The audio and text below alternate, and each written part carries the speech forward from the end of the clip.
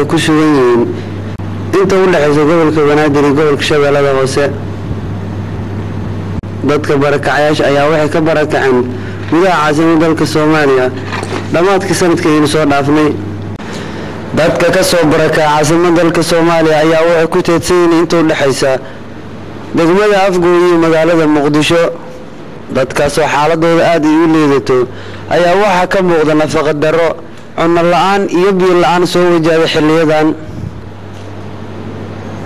ayadoo ay u sii dheertay hooy la'aan oo markuu roob u soo doo aysan lahayn meel ay ka galaan roobkaasi. dadka barakacayaasha ayaa waxa ka dheehan karta wujuudooda xaaladtii ugu dambeysay abid soo marta. dagaalo xoogan u dhaxeeyay ciidamada Itoobiyaanka xoogga ka soo horjeeday dowladda ku-meel-gaarka diidan joogitaanka ciidamada Itoobiyaanka kadib ayaa waxa hal mar ka barakacay caasimadda dalka Soomaaliya ku dhawaad nus milyan dad oo markaas ku kala dhaqnaa dhammaan deegaanadaasi.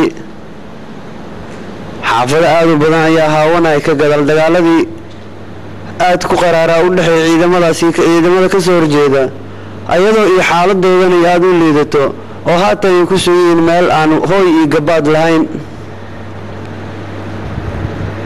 isku soo wada duuba waxa aad u sii liita xaaladda carruurta, ayadoo aysan wax nafaqo ah, waxbarasho iyo hooy intaba. waxaa jira hay'ado yaryar oo mararka qaarkood soo gaaraan ayagoo aysan siin wax ku filan dadkaasi. ma jirto wax hay'ado ka socota dowladda federaalka ku-meel-gaarka oo soo gaaray dadkaas barakacayaasha.